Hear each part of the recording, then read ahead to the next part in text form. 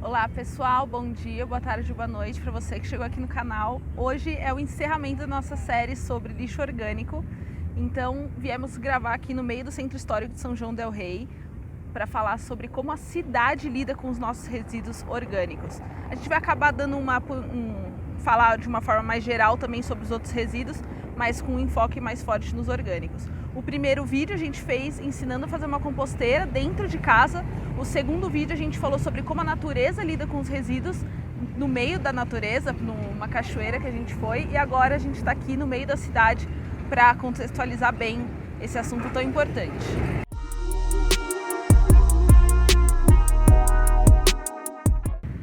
No Brasil, como vocês devem saber, a maior parte do lixo, seja ele seco, orgânico ou então algum resíduo que não possa ser reciclado, eles vão basicamente para o mesmo lugar, que é um lixão ou então um aterro sanitário.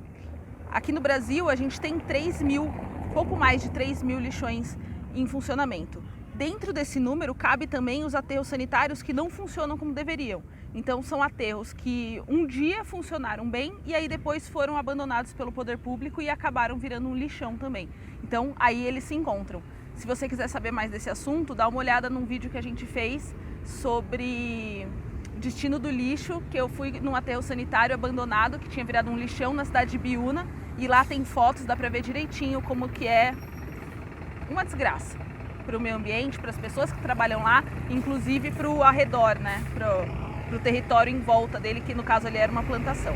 Qual a diferença de um para outro, né? O lixão é um lugar onde eles simplesmente despejam o lixo e não tem nenhum tipo de cuidado. Existem pessoas que vivem ali, que recolhem aquele lixo para trocar, para vender, sempre por um valor muito barato, é uma vida muito indigna. Os aterros sanitários, eles têm uma legislação que eles precisam cumprir para ser realmente um aterro sanitário. Eles precisam tomar certos cuidados. Cuidados com o quê? Bom, é sempre embaixo do aterro sanitário, eles verificam se tem algum lençol freático. Se tiver, eles vão ter que proteger esse lençol freático para que ele não seja contaminado de jeito nenhum. Então, como eles fazem isso? Eles abrem um buraco lá gigantesco, colocam um monte de pedras de brita, de argila expandida e de tantos outros minerais e colocam uma manta grossa para que todo o chorume, todo o material de decomposição do lixo que tiver ali não atinja o lençol freático. Então, ele não vai ser contaminado. Agora, vamos para a parte polêmica. Existe uma lei que está aí tramitando desde o século XX que propõe a extinção dos lixões. Agora, muito boa essa ideia, né? Acho ótima essa ideia também. Mas, para você acabar com o lixão, você tem que ter uma alternativa, certo? Para você ter uma alternativa, você tem que ter dinheiro. Só que o poder público, principalmente da esfera federal, eles querem que quem acabe com os lixões sejam os municípios.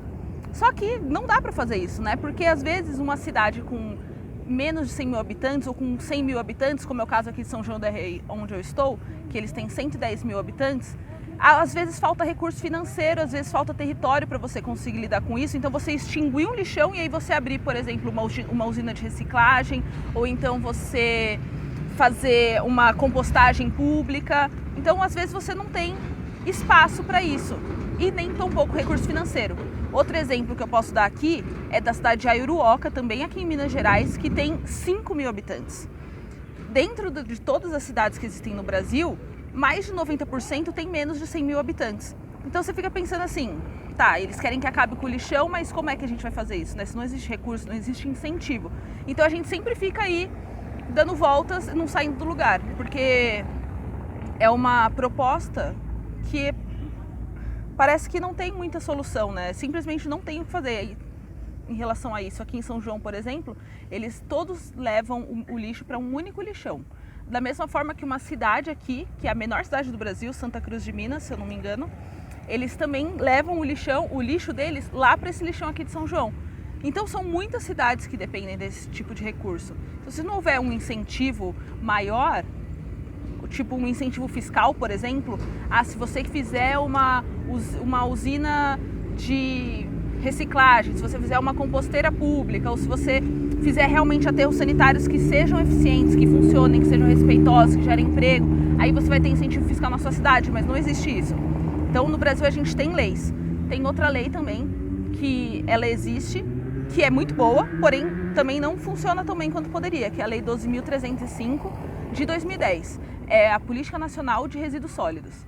Nessa política nacional, a ideia é que a pessoa física ou jurídica que gere o lixo seja responsável também pela sua destinação final. Seja ela uma empresa, seja ela eu ou você, ou então o próprio governo.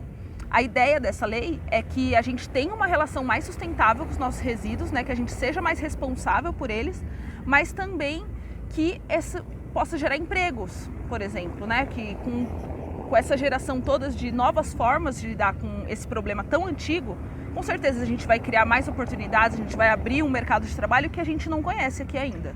Eu estou falando aqui de cidades pequenas, né, mas podemos falar das cidades grandes também, para ver como existe essa dificuldade também em São Paulo, por exemplo, a maior cidade do país, 12 milhões de habitantes. E lá tem 3 usinas de compostagem pública. Então é para onde todo o lixo orgânico da cidade, aliás, todo não, uma pequena parte dele, vai para esses lugares. Então como é que funciona?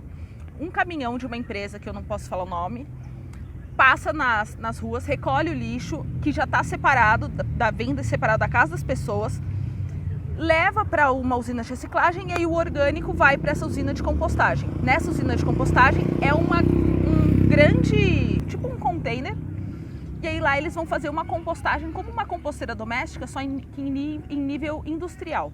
Então tudo ali vai ser extremamente controlado. Então o resultado final disso vai ser um adubo certificado, garantido de qualidade, que eles vão vender depois para alguma empresa agrária, por exemplo, porque é em grande quantidade, né? E da mesma forma, não demonstra grande funcionalidade, né? Porque são 3 unidades que a gente tem na cidade de São Paulo, mas uma delas, que é a maior, está desativada. Bom, então, como vimos aqui, não tem muita saída, né? Parece que não importa muito se a cidade tem muito dinheiro ou não. Parece que é mais uma questão da gente saber o devido valor das coisas. Tem um exemplo internacional que eu gosto muito de pensar sobre, que é na Alemanha. A Alemanha é campeã na forma de lidar com seus resíduos no mundo inteiro. Eles são pioneiros em muitas tecnologias desse tipo, em investimentos de grande escala. Na Alemanha, eles cobram taxa da população desde 1904 para recolher o lixo da cidade. Então, eles vão lá, recolhem o lixo da casa das pessoas, a pessoa paga uma taxa, isso acontece desde 1904. Então, é uma cultura que existe ali. As pessoas estão acostumadas a lidar com o lixo dessa forma.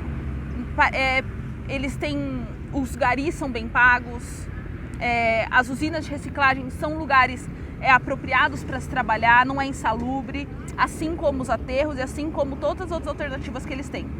Agora, o que eu fico me perguntando é, por que isso não acontece aqui? O que falta, né? Eu fico perguntando o que falta para a gente tomar as atitudes que a gente sabe que a gente tem que tomar, porque a gente tem os dados, a gente tem os fatos, mas a gente não faz. Eu quero dizer o Estado, né? A gente faz o que pode. A gente já conversou um pouco sobre isso, separar o lixo e tal, evitar consumir coisas desnecessárias, mas o Estado. Então, o que falta acontecer para que as providências realmente sejam tomadas como precisam? Fazendo uma contextualização aqui rápida da região que eu estou, Minas Gerais. Minas Gerais, quem nasce aqui recebe o nome de mineiro. Mineiro é uma profissão também, né? Mineiro é a profissão de quem explora a terra. Só que então todo mundo que nasce aqui é naturalizado dessa forma, de forma exploratória, como se a gente tivesse que realmente acreditar que a exploração dos nossos recursos é a coisa mais essencial do mundo. Ao invés da gente rever esses parâmetros e repensar formas de consumo. Ao invés da gente querer a matéria-prima bruta vinda da natureza, por que a gente não transforma o nosso lixo em matéria-prima? Por que a gente está tão acostumado a ser explorado dessa forma? Faz 500 anos que o Brasil é explorado por país da Europa, país colonizador. Então, se você parar e perceber, os países que lidam melhor com seus resíduos são os países que colonizaram. Os países que foram colonizados estão aí, ó. Tá todo mundo confuso, tá todo mundo lidando mal com seus recursos. A Índia lá, um país riquíssimo de cultura, de natureza, tá lá, você anda na rua, só tem garrafa PET e vaca. Então, a gente se colocar nesse papel de contestar, né? Parece que a gente se coloca nesse papel de não merecedor, né? de se acostumar com o pequeno, de se acostumar com o raso, sendo que não é nada disso. Se a gente tem tudo isso, o poder está totalmente nas nossas mãos. O que a gente pode fazer? Cobrar as autoridades, incentivar instituições independentes, tem a Cata Aqui, tem a Pump My Carroça, tem o Eu Reciclo, que são instituições independentes que fazem trabalhos incríveis. Então, cada um dentro do seu nicho, fazendo o que pode fazer e pensando no porquê que a gente aceita tão pouco, sendo que nós somos muito, com tanta riqueza, né? Então isso era para falar sobre resíduo orgânico, mas acabou sendo muitas divagações. Mas espero que tenha feito sentido para você, espero que você tenha entendido. Se você tiver alguma coisa a acrescentar, comenta aqui. Se você não concordou com o que eu falei, comenta aqui também. Deixa o seu like, se inscreve se você gostou do conteúdo. Se inscreve para ficar por dentro dos próximos vídeos. Toda semana tem vídeo novo. E vamos pensar. Tá bem? Muito obrigada. Até a próxima.